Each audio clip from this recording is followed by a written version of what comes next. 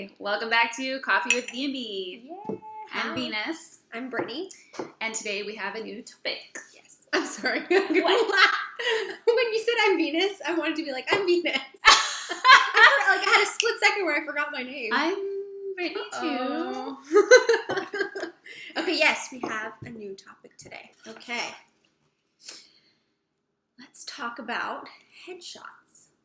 Ooh, okay. Yeah. Let's go. That's quite the topic. Why don't we go grab our headshots right quick? Okay, good idea. Bye. So, We're back. yes, we have all of our headshots with us, and yeah, let's just chit-chat about those. So, what are headshots? Are what casting directors see first when they think about bringing you in. First, you have to look the part. Think of it as like your first impression, so it's very, Yeah. very important. Yeah. And it needs to be a headshot that doesn't look like glamorous. It looks like you. So you don't have to go get all done up and all that jazz. Yeah. It's got to look like you when you walk into the room. Yeah, so not like full makeup, fake eyelashes, red lipstick, just a more natural. Right. A lot of photographers have a hair and makeup person that they will offer at an extra fee. Personally, they do a great job. I just have come to the point where I don't want them doing my hair and makeup anymore because I cannot redo what they've done. Yeah. So I want to look like me, and the best way to do that is for me to do my hair and my makeup. Yeah, However because it you're going to turns do out- it when you go walk into your own audition. Yeah. So You don't have to be perfect. You don't have to be flawless. You just have to look like you. You want to be as, I don't want to say as minimal as possible, but kind of, because you want you to show through and not like this snazzy shirt and not like these blingy earrings, or you just want it to be super simple. Okay, so there are different kinds of headshots too. I guess we should talk about that. Just two off the top of my head would be commercial and theatrical. Theatrical doesn't mean theater. Like stage. Right. It's more something you would submit if you want to, for like a film audition. Yeah. Or a TV show even, something like that. And then a commercial headshot is For commercials. for commercials. And so that was usually, a little more. yeah, your commercial headshot is usually more happy and spunky, because you're selling Yes. something, and your theatrical is a little more serious. I'll show them like side by side just to show the difference. So this is, Your current one. that is my theatrical Mm-hmm. headshot. And This commercial. is my commercial. So as you Happy can Brittany. see, I'm smiling in my commercial one. I am not. I look very serious in my theatrical headshot. I'll show my current ones. So this is my current commercial. And I got these taken, I'm going to say like 2 years ago probably. What? Yeah. No? Has it been on? I should have figured this out before we talked. And this is my theatrical. So this one's more serious, and then this one's obviously more happy. And I need to get new ones because, as you can see, my hair has grown out. Yeah, mine too. quite a bit. Like, that is Yeah. kind of unacceptable. Because, again, you want to look like the Like your person in the headshot. photo when you walk in. Exactly. And adults, we can kind of get away with taking headshots every few years. Kids, you guys change so much and you grow so quickly, and your features are developing. You kind of have to keep on top of your headshots. So parents, if your kid's in acting, make sure they're staying consistent with headshots. Because you can even tell that in shows. You'll be watching a show with kids, a family, and then by next season, you're like, who are these new kids? And then you're like, oh, no, they're the same. They just grew. I was recently told that with this one, my skin tone is a little bit different than it is now. So I probably need to get a new headshot and update it, that just looks a little more. These are maybe 2 years old also. So my hair is longer. I'm a little more tan now. Mm-hmm. So I should probably get a new headshot to represent how I look now. Yeah, and actually, I think we're gonna go into the same headshot session, do like a duo headshot. So we'll Get a update. We'll update with our new headshots when we have those. Yes. I guess so. Once before I had the short hair, I had to get these done because before this I had long hair. Let's see if I can find. These are fun. They look awesome. This is long, so obviously I needed to update. And for this session, this was my more theatrical one. This was my commercial. And I like them. I'm not gonna lie. I did like the photographer. Something about these, though, is that I felt a little too photoshopped. I felt my skin was too flawless. It wasn't me. And also my makeup. My makeup was very natural in this, but, you know, I do my own makeup regularly, and that's what I'm going to look like walking into the casting session. So if you have someone do your hair and makeup, make sure it looks as close to you as possible. Photographers can also, like I said, Photoshop too much, and she ended up making my eyes aqua in this one. So, well, let me just hold up another one so they can see, okay, good idea. like, the difference of what they did here. Like, her eyes are hazel. Like a dark hazel. And then, you know, in this one, they're like blue. You know, and that's just huge because if you walk into an audition, this one kind of shows what my natural eye looks and like. they think that they're getting a blue-eyed, brown-haired girl, and then you walk in and you don't have that, and that's what they wanted, then, I mean, that just makes you look bad. It makes your agency look bad.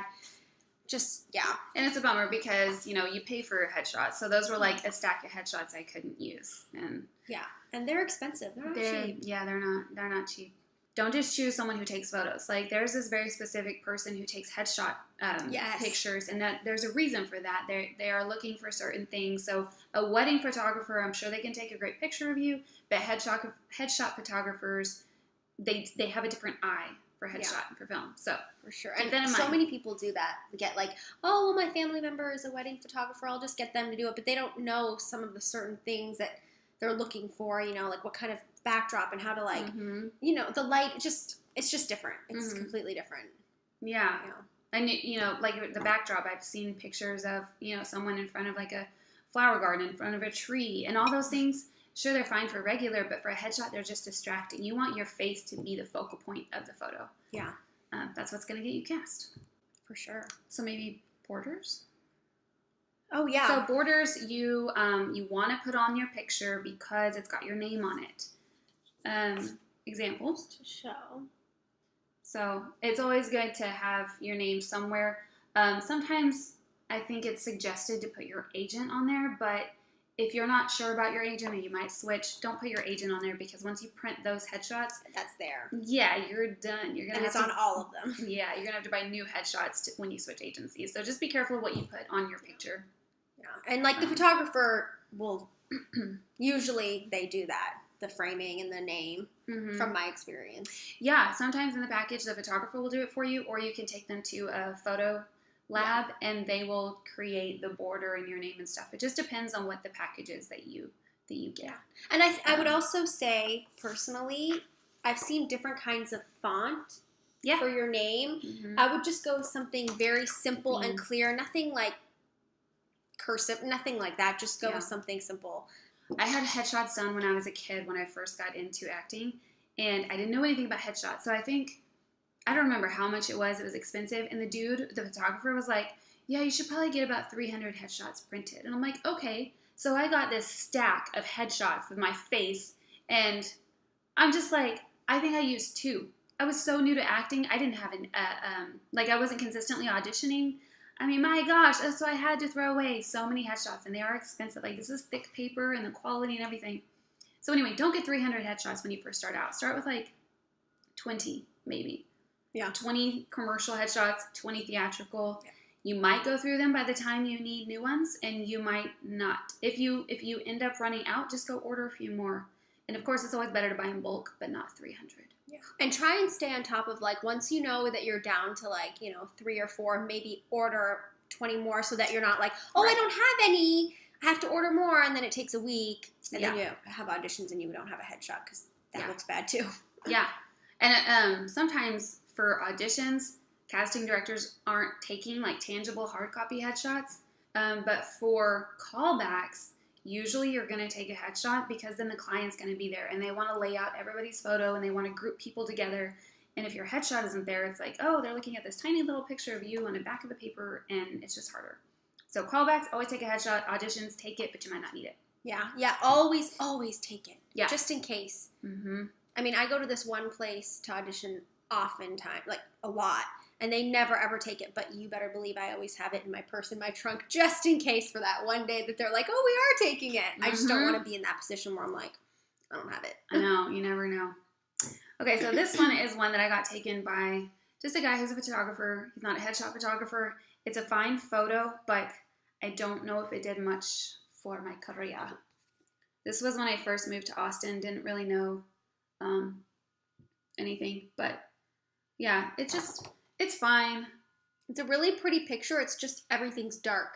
Yeah, it wouldn't pop like on the. It actually pops computer. more in here on here Yeah, than it does when you look at it in It's real. a lot So darker here. it probably looks good like this, but when we're looking at it, it looks dark. Yeah, and still had the little name on it and stuff. Mm-hmm. So there's one I had. So pretty. Thanks. I don't know how well it did for me.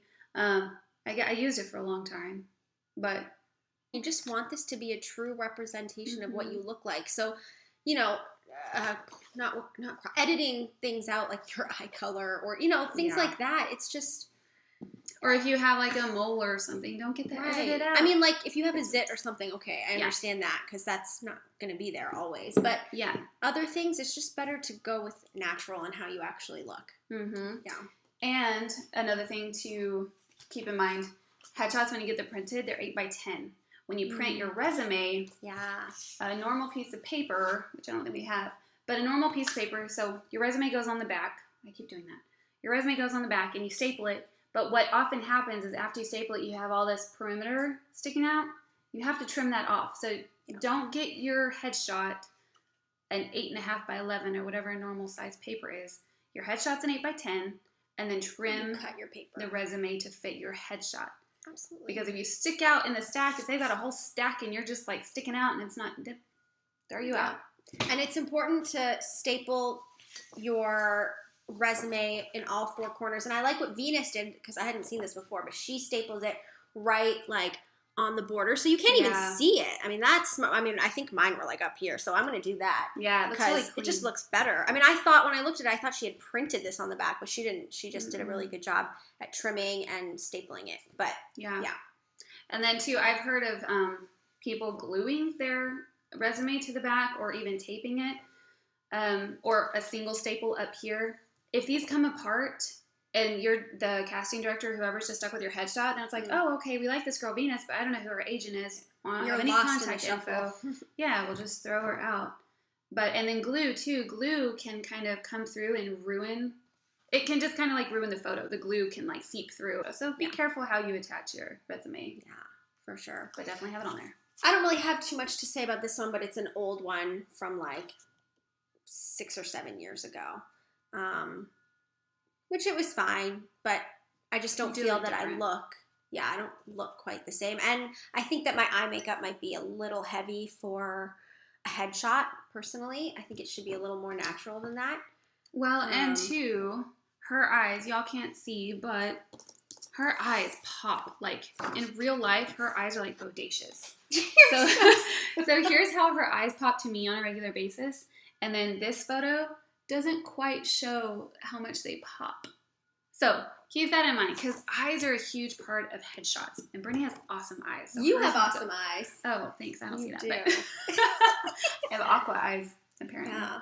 So, and also just a few things, like if you cut your hair, if you change your hair color, if you get, I was going to say like facial piercings, but do they usually take those out or do they? I don't know. But Depends. anything like, like that, you need to update Mhm. for sure.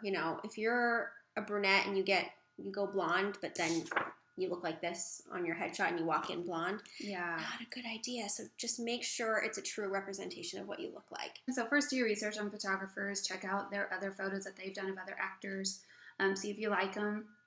But when you go in for the session, you kind of need to have a thought going in. You can't just go in and smile and, your eyes have to be saying something to the casting director. Doesn't matter what it is, but have a thought going on when you're taking the photos. And personally, I don't like taking headshots. I don't know why, but It's kind of uncomfortable. it is. You're just like, because you're like holding. I holding. don't know. Yeah, it's uncomfortable. I don't like it either. but it has to be done. Yeah. And make sure you get yours in color. Back in the day, they used to be black and white. Mhm. Mine as a kid were black and white. Yeah. I The forgot first ones about I had were that. black and white. That's funny. And everybody looks great in black and white. Yeah, that's or I know. sepia. Yeah, but get them in color. This lady the other day, she came in to audition, and I work for some casting directors sometimes, and she was talking to me about headshots and something about her, her black and white photo, and I was like, oh, you might want to update that. Black and white isn't an option anymore. Like, that's how long ago it'd been since she'd done acting. So. Oh, wow. Yeah. Yeah. And another thing to think about is the color that you choose to wear. Like, I would never wear anything with stripes for a headshot or polka dots. Or like Nike. Yeah, no emblems or anything like that. I would stick with solid color things. Usually more simple, not too many layers. Like maybe, like if you have a jacket over or something, that's fine. I was always told like jewel tone things. I mean, everybody kind of wants something different or will tell you something different. So I would just say go for something more solid, simple, no designs or anything like that. Yeah, nothing too ornate that distracts from your face. Yeah, exactly. Nothing that's going to take away. I kind of feel like what we're wearing now would be good. Just simple purple, I would. simple If I was blue. getting a headshot, this would be one of the simple T-shirts I would wear. Yeah, and I would take out my earrings and not off my necklace, and And like I wouldn't have lipstick on like this in a headshot, personally. So always have, I guess, a minimum of 2, a commercial and a theatrical. I mean, if commercials are all you want to do, just get a commercial headshot. Yeah. But for actors who want to do everything, have at least a commercial, at least a theatrical, and then maybe 2 more of certain kind of characters you might, if you want to play an abusive mother or a drug-addicted mother, or if you want to play like the businesswoman who owns whatever. I don't know if I already showed this to me. So this was my business headshot that I had because I thought, you know what? I haven't done that. I'm going to do a character one next time because I think that would be beneficial. It helps because then they can visualize you as that person or that character. Well, and I feel like I go in for a lot of like print things that are kind of business-y, and I think that I should have one. That's good. I'm glad you said that. Yeah, some people do the fake glasses. I've kind of tried that, but I'm like, I feel way too character-y when I do. I know. I knew this one older gentleman who's super funny and out there, and he did like an Einstein kind of one. He had like a white jacket and his hair. He did like, but he was that kind of actor, like so it made sense for him to have a character headshot like that. It's not for me personally, but I thought it was funny. Yeah, it's different. Yeah, it's memorable. Once Venus and I go in for our session together, we will do an updated video and show you our new headshots. Yeah, just remember, commercial, usually smiling, theatrical, a little bit more serious, maybe a slight smile.